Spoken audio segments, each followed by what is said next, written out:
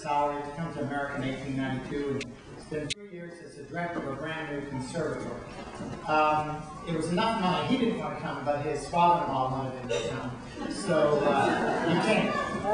And his wife did too. And they came there, and he was fairly homesick and was going to go home the first summer and spend in Czechoslovakia. And was invited by the farming community of Stillville, Iowa, to come out there. And he actually accepted fairly quickly. The rest of his family had arrived in the spring, and they went out by train to Stillville, Iowa. He didn't work on the New World Symphony there that we know of. I mean, none of the sketches indicate that. But he wrote some wonderful music there. He indicated to friends that he really, later in life, that he wished he had just purchased property there and stayed there. And you can imagine, here's one of the most, probably 4 or 5 renowned composers in the world, living in this Czech farming community and perfectly happy. I remember being drugged to Stillville by my parents when we were camping in the backbone park, you know, they take me and I have no idea who this guy is. And they had the billy clock factory and the whole thing, but now I know. And his son wrote a book about it, a manuscript, and talked about the inspiration that Dvorak derived from his walks along the Turkey River up there, from meeting and making friends in the Indian community. And then in New York, he actually agreed to take the job at the conservatory if he had the power to really run it like he wanted. He insisted on African Americans being allowed in as students and being allowed to participate in the orchestras, which was unheard of at the time, and had female students too. And he was roundly criticized in the papers in the United States after his interview expressing those views. His view was that American music would find its basis in native roots, in Black American music and in Indian music.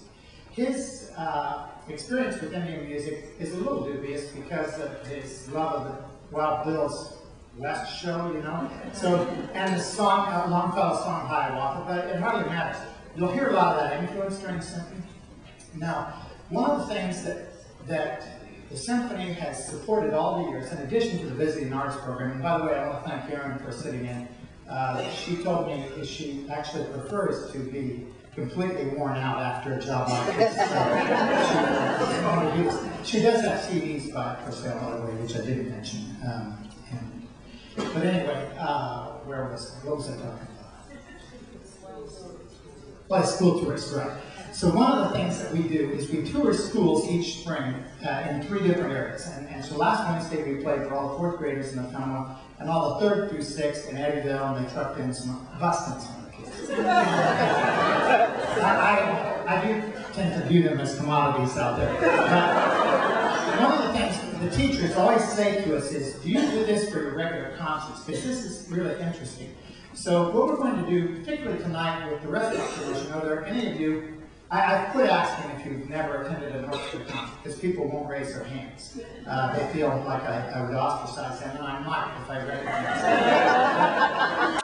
So we like to do it as though many of you have never seen an orchestra. So as you look up here, you see a lot of instruments, but we view it as choirs and colors of instruments. So if I ask the first choir, the woodwinds, to stand in the middle of the orchestra, you see 4 different types of instruments there, or 4 or 5, and a variety of personalities. Then if you look at the brass section, we've got the horns, tuba, trombones, and trumpets across this side, and then, that's good, fellas, thank you. And then we've got the timpani back here, and then we've got strings across the front. And we're going to take a spot near the end of the first movement of the Dvorak and play what's happening there by section. So first we'll hear what the woodwinds have at this particular point.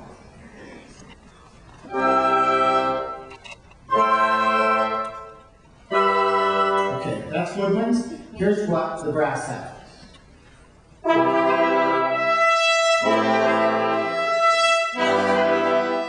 Okay, so those are the first 2 choirs. Here's the 3rd one, and it's just a tenor. Okay, then here's the 4th choir. Here's the strings. So, this is what the composer has. It's like a color palette there that is mixing and matching. Now, at the time that you just heard this music, let's go back. There's only 4 things going on. Okay? First, we'll start with the long notes.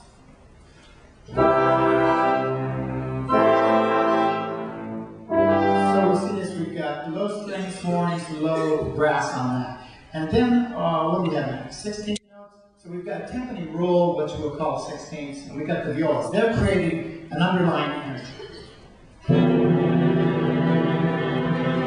So that, again, he's mixing these two choirs to create that sound. Then the next group is by themselves. This is the trumpets with a melodic track.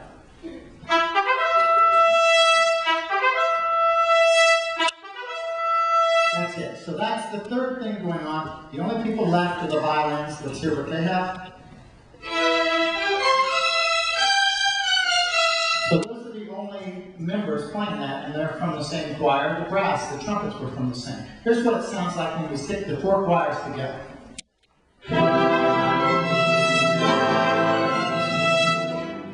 It's kind of dumbfounding, isn't it?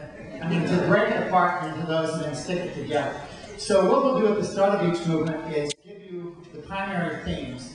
And at the start of this piece, Dvorak supposedly wrote in pencil the beginning of a legend. We know that a lot of the symphony was based on Longfellow's Song of Hiawatha, or Story of Hiawatha. And he, I was talking in the car on the way over, it's like he just wrote this great beginning and tacked it on. It's one of the few things that doesn't relate that much to the rest of the piece, except it establishes the underlying harmony. So here's what the cellos have on this very opening of the symphony.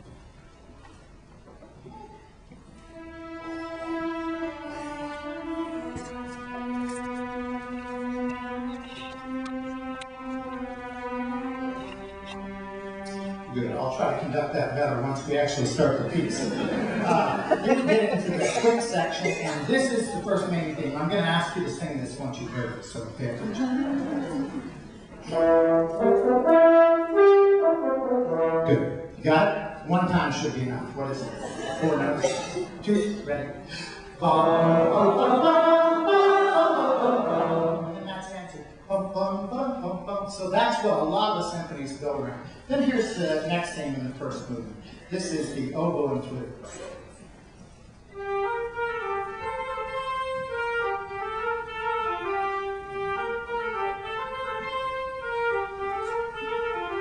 Okay, I've lost my place now. Where are we?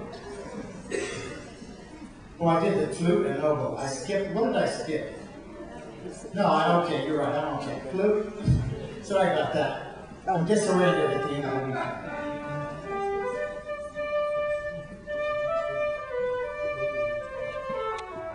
So let's sing that and the violins will play.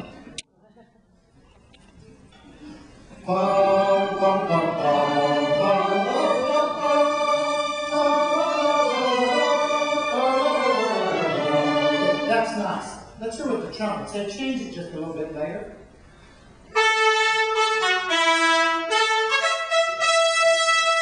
It's as though they think they have the answer to the whole symphony. So here's the first one. Now, what I'd like you to do at the end of this movement is absolutely explode in enthusiastic applause. Okay?